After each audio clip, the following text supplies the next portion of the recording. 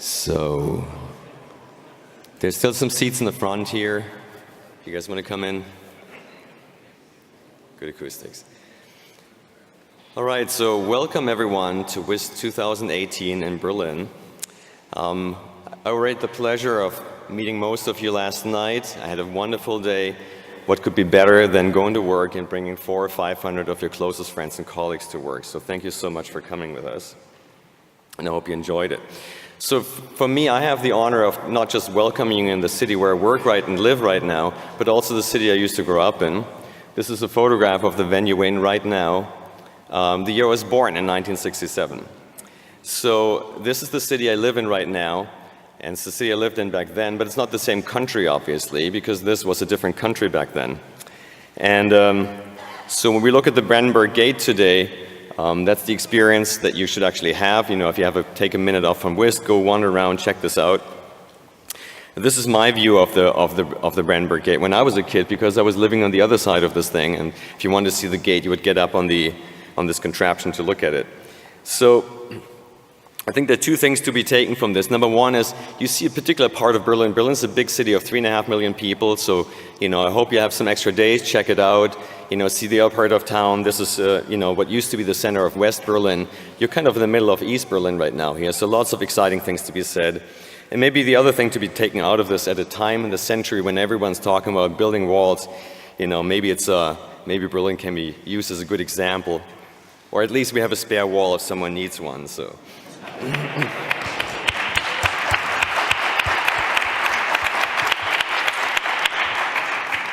All right, so exciting times. So, such a conference at that scale is not easy to organize. And we had a lot of help from volunteers. And I think if you want to do a basic conference, you can just get registrations. If you want to do a really cool conference, you need sponsors. And I think UIST has always, and this year in particular, we have a lot of special events that come with the conference. We talk later a bit more. And they are only possible because we have really generous sponsors to help us with financing the conference. As a gold sponsor, we have the Hasso-Plattner Institute in Potsdam, where you were, or many of you were yesterday night. So on the silver sponsor level, we have Adobe, and hold your applause, we have one slide for everyone at the end, Adobe, Snack Incorporated, and Autodesk. The bronze sponsors are Nuriba and Microsoft. And as well as Facebook, Reality Labs, and MakeBlock. Further bronze sponsor Mozilla, and Friends of UIST, Google. So please join in to thank them.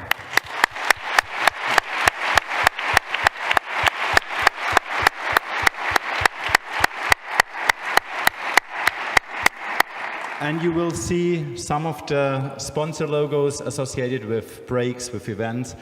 Just to remind you, it would not be this experience if we wouldn't have the generous sponsors helping us with that. So we have an exciting program for you. In a couple of minutes, we'll bring Andy Wilson, this year's Papers Chair, on stage, and he's going to tell you more about it. Maybe the important thing also tonight, the demo reception is going to be in this building. Just realize this is on 2 levels, so make sure you see everything by being on the up and the down level after these things. So we have a couple of classic program items this year, including the Doctoral Symposium, which was led by Mary Morris, here also at Hasso-Plattner Institute yesterday. But we also have a couple of really new things for you. And so this time, for the first time, we had a UIST summer school, and we got about 30 students in who already came on Wednesday. They got talks because there are so many senior people here, and we thought when they travel here, why not utilize their time for teaching, as well as a hackathon. So we had a 24-hour hackathon building brain-computer interfaces, and if you see the students around, ask them how quick you can do really exciting stuff. And one more thing, you probably know UIST is not as diverse as it could be. If you look at the papers, they come from a very small set of countries. And so yesterday we had a HCI ambassadors meeting where we had people from all over the world, India, Iran, Malaysia, Poland, Slovenia, and I probably forget a few others. It was really an exciting day looking that HCI is happening all around the world, and to grow this community we did this. Also new this year, we're having a new track called WIST Visions, which Dan Olson, one of the founders, or the founder of WIST, was kind enough to kind of put into being. And we're introducing the first two WIST Vision talks this year. As you can see them here, one's by Gregory Ebbout and the other's by Ken Perlin. And the idea here is, given that conferences typically give you just a little snapshot of what any given lab is doing kind of in the past couple of months, if you will, here's an idea of facing a little bit more forward and talk about more about the future. And I hope you're going to enjoy that new format. Make sure to give us feedback so we can think about doing these things in the next couple of years. We're excited to have, like every year, we have a banquet. This year it's going to be at Kulturbrauerei in Berlin here. It's a really funky location. It's going to be spread out across a lot of different rooms. And as you see, these are 4 of the rooms we'll be in. I think we're going to have a good time here. This is the building. And depending on how you want to do this, you can either take 3 stops by the subway from here, or you can actually walk and just see a little bit of the city along the way. We had a fantastic turnout for this year for registration, and one of the upshots of this is there's going to be lots of drink tickets involved, so I hope you're going to appreciate that. So I think the current number is at 560 registrations. This is also demo-only registrations, single-day registrations, but 560 individuals will come here over the course of the 3 days. Making this the second largest WIST in the history of WIST. All right. We have also Tuesday women's lunch, and there is still a chance to attend. See the website for the link and register. You have a chance to contribute back to WIST. There's 2 formats we have for this. First of all, we have the town hall meeting on Wednesday during the lunch break in this room. So typically, if this is the first time you're coming to WIST, feel free to attend this. And this is open for everyone. If you have any idea how to make WIST better, come and tell everyone. And then also on Tuesday night, we're going to have the steering committee meeting at Kulturbrauerei after the banquet. Like every year, there's a chance for you to vote on your favorite demos and talks. And this year, if you check your ticket, you will have, on the back side, you will have a bunch of these colorful tickets, and there will be boxes later to collect those. So we're trying to make this really easy for you to get a really good turnout, and so we get a really representative sample of what is the best content at this conference here. There will be boxes like this. And there will be awards, but not now. So the program chair will talk us through the awards later, but there is one thing about the awards. The program had been updated over the last day. The Lasting Impact Award is today at 17:45 in this room. So if you are in that session before, just stay here. If you are in the other room, make sure to come here, because it's something looking back 10 years and looking what excited impact some work had. So make sure here 17:45, and the people who got it and presented at that time will have a short viewing back, looking back at their work, so don't miss it, 17:45. And that this would be the moment to bring Papers Chair Andy Wilson on stage.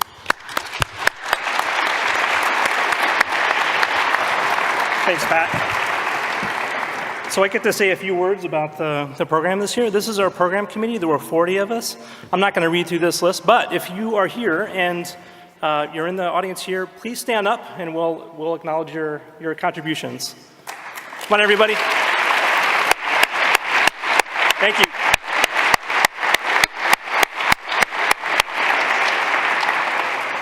So it is a lot of work, but there's also a lot of work done by the external reviewers. We had 654 unique external reviewers, and it's always interesting to track how many reviews are done by each reviewer. And this year we had a long list of people that did more than 5 reviews. I'm not saying this is a good thing. This is just a way to acknowledge the certain going above and beyond, and it's to no surprise that Scott Hudson is actually at the top of this list, and along with some of the other usual suspects. So let's give a round of applause for the external reviewers.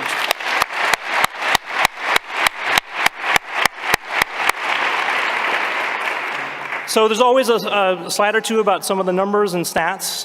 There were 375 submissions, which is a good number, and we'll compare that against previous years in a second. There were more than 1,700 reviews completed with a mean score of 4.6. That's out of 5. So the mean paper score was 2.66, And then 56% of the submissions made it to the rebuttal round. And then ultimately 80 papers were accepted. That's a 21% acceptance rate, which is very much in line with where UIST has been. The top keywords this year, VR and AR basically took the lead there with 29, and 3D printing and fabrication, haptics, machine learning, and some of the things there. Definitely a lot of VR and AR this year. So the papers are on the ACM DL. So if you're looking for hard copy or USB, there's no USB key in the bag, but I think we have a means to copy the papers to USB keys. But the first thing you should check is the ACM DL itself, because I believe the papers there are there already live for you to download. So the UIST submissions over time have been growing steadily. I think this is an interesting chart, and the thing that struck me when looking at these numbers was that in CHI 2001, CHI had 352 submissions.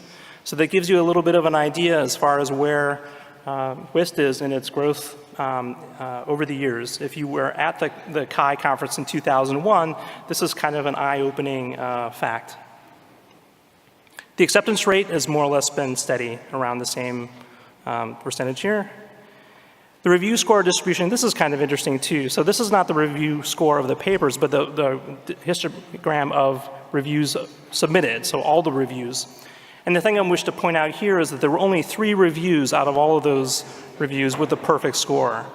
And you see this kind of chart and you think, well, we're not using the dynamic range of our system, right? If we just lop off that 5 option, maybe, maybe no one will award 4s. I don't know, but we're hard asses, really. I mean, it's a bit of a challenge, actually. I think we need to lighten up a little bit in terms of how we're scoring our papers. So the online program is beyond the ACMDL. The program is in 2 forms. You have the Confer schedule, thanks to our MIT friends. And so you can go check that out. Also on iOS and Android, there's the SIGCHI app, and that's quite nice as well. I want to call out a few special thanks to Jean Lee and Jeremy Hartman, who they were both interns at Microsoft Research, where we had the PC meeting, and so they helped out quite a bit in keeping things moving there. And I'd like to also mention Nick Marquardt and Gerard Laput, who basically did all of the work in arranging the sessions, and that was really nice to have that. And then for the SIGCHI app was put together really quite in the 11th hour by David Lindelbauer. So moving on to the best papers. So the committee this year was chaired by Bjorn Hartman. And so Wendy, Christian, David, Koji, and Mike were on the committee. And so they had a process to select best papers. And so what I'm going to do right now is just very quickly run through the honorable mentions and the best paper. And so let's hold our applause at the end. And the awards themselves, the physical awards, will be presented at each of the sessions. So the authors can receive their awards then. So the first honorable mention goes to Ply, a visual web inspector for learning from professional web pages. We also have Silent Voice, a noticeable voice input by Ingressive Speech. And VibraSight, long-range vibrometry for smart environment sensing. Let's give a round of applause to the honorable mentions.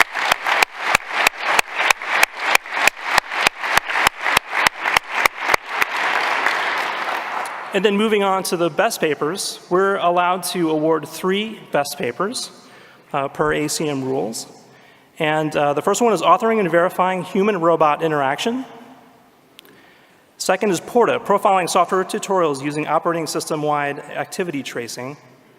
And Resi, a highly flexible, pressure-sensitive, imperceptible textile interface based on resistive yarns. These are all great papers. Let's give them a round of applause.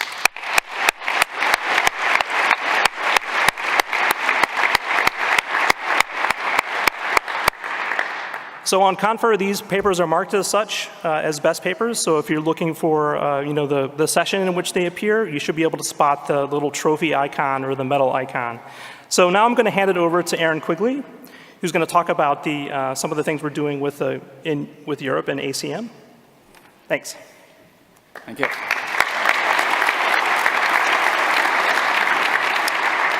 So good morning. So today I'm here to represent the ACM Europe Council. I serve on the Best Paper Working Group. And it's not something necessarily everyone has heard of, but the ACM Europe Council represents the ACM members, be they professional members, student members, and the conferences and the fellows that are in Europe. And we have a good presence and a good representation within the ACM across Europe. But we're always looking to grow that and to increase that. And that's the point and the purpose of the ACM Council. So these are the members of the Council who are basically trying to represent ACM's interests, but also represent the European members of the ACM's interests and raise the profile of European activities within the ACM. So if you go to the europe.acm.org, you'll see more details of their activities. And some of the activities that they're engaged in are, let's say, community development around chapters. So if you're running a student chapter, a SIGCHI chapter, an ACM chapter, then you can become a member of the Council of European Chapter Leaders, and that is a standing committee of the ACM Europe Council. They also have an ACM WE, this is Women in Europe, standing committee within the ACM Europe Council, and this is to basically promote and develop opportunities for women and female members of the ACM within Europe to grow their what's the word I'm looking for here? Careers, their interests, and just become a stronger voice for women globally, but also within Europe themselves. And the ACM Europe Council sponsors the Women Courage conference that's held each year. And for those of us who still like being European, even if the places, I'm Irish, I live in Scotland, so do the math. What's actually very important is that the ACM Europe Council speaks to the European Council, the European Commission, on European policy. So if you want to basically get computing, the voice of computing heard at the Commission level, then know that there is a group that's actually actively working on that, and get involved and talk to them and make sure that your voice, as long as you are a European and remain European, is actually heard at the European level. I have an Irish passport, I'm fine. Okay. There's also an ACM Distinguished Speakers Program, and I will speak on behalf of the HCI community. Members of our community have done a tremendous job to increase the number of members who are part of the DSP program. So if you're looking for speakers, look at the list of HCI speakers, and there's many in this room today. They're also supporting and encouraging and providing funding for the Heidelberg Forum. But the reason I'm here today is because we have a very nice award which can be given to a best paper which is presented at an ACM conference in Europe. And this is the first time this award has ever been presented at UIST. It's only a new award. There's very few of these awarded each year. There's only 6. So we had to make a very strong case for this particular conference, for this particular paper, and for this particular year of the UIST conference to actually get this. It also comes with a €1,000 total, not per author, as you'll see in a moment, €1,000 honorarium in total for the authors. And it's my great pleasure to award this, and I would ask at least one of the authors to come on stage so I can get a photograph. That's part of the rules. This goes to the authors of RESI, of RESI, a highly flexible, pressure-sensitive, imperceptible text interface based on resistive yarns, and this is presented on behalf of the ACM Europe Council. Congratulations.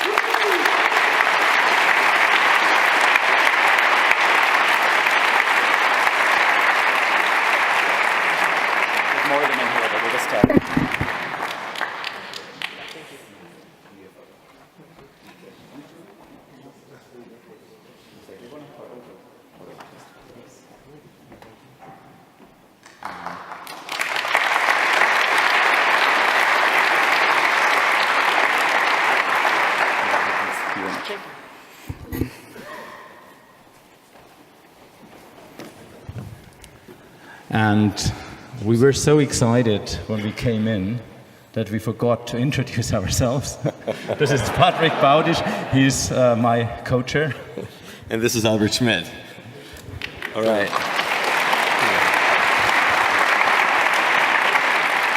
And with this, we come to the last part of the opening, and we have the pleasure to have our keynote speaker, Jamie Tevan, from Microsoft with us.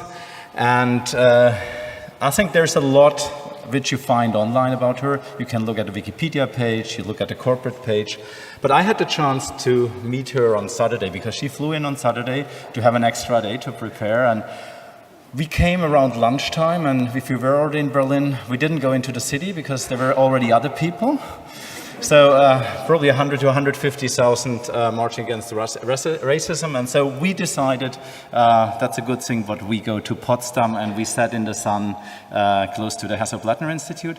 And I think besides all the things I knew, what I learned, it's a very insightful person. So I'm really looking forward to the talk. I give you a few points. So she is chief scientist for Microsoft's experience in devices. She has gotten a lot of awards over the time. She studied at, no, I don't get it wrong, at MIT with David Karger for a PhD.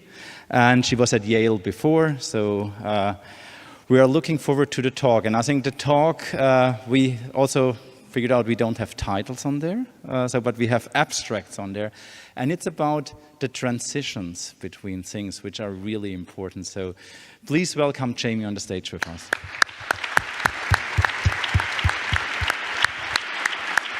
That was really nice. Let's